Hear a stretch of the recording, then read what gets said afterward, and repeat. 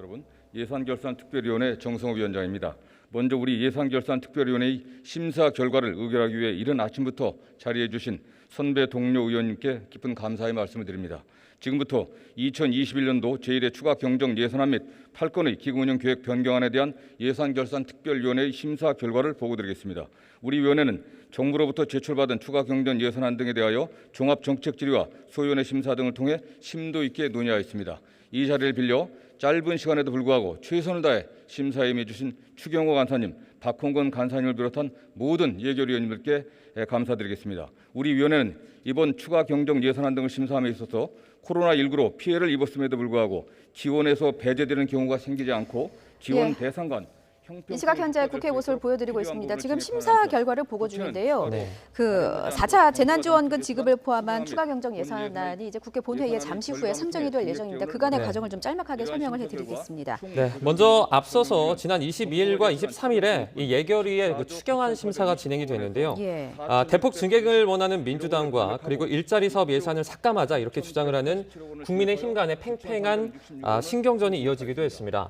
의견이 상당히 팽팽했습니다. 22일과 23일 이틀간에 걸쳐서 예결위 추경안 심사가 진행이 됐지만 합의점을 찾지 못해서 본회의가 열렸던 어제 역시도 팽팽한 의견 충돌을 이어가다 어젯밤 10시쯤 4차 재난지원금 지급을 위한 15조 원 규모의 추가 경정 예산안에 합의를 이뤘습니다. 동시에 여야 간사와 정부가 이제 밤사이에 이 추경안에 포함된 사업에 대한 최종 정리 작업을 진행을 했고요. 오늘 아침 7시에 이 예결위 소위원회 등을 거쳐서 이 본회의에 이 추경안이 올라가 온 그런 상태였습니다. 추경안에 어떤 내용이 들어있는가를 좀 잠시 살펴보면요. 코로나19로 어려움을 겪는 자영업자, 그리고 소상공인, 고용 취약계층 등을 위한 지원금, 그리고 백신 추가 확보를 위한 예산 등이 포함되어 있습니다. 네, 그렇습니다.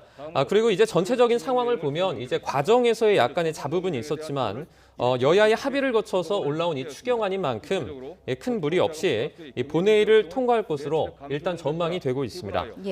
앞서 민주당과 국민의힘이 그 예산안에 어떤 내용이 좀 반영이 돼야 되는지 이견이 있었다라고 설명을 좀 드렸는데 말씀하신 대로 민주당은 대폭 증액을 요구한 반면에 국민의힘은 일자리 사업 예산 삭감을 주장한 상황이었거든요. 근데 여야 이견이 보인 게 또 1조 1,200억 원 규모의 전 농민 재난지원금 재원 조달 방식을 두고도 여야가 합의를 이루지 못했었습니다.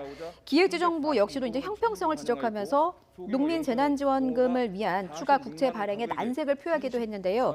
극적인 합의를 이뤄서 이제 밤사이에 조정이 좀 시트 작업이 이루어진 것이고요. 이제 잠시 후면 본회의의 표결에 들어갈 예정입니다.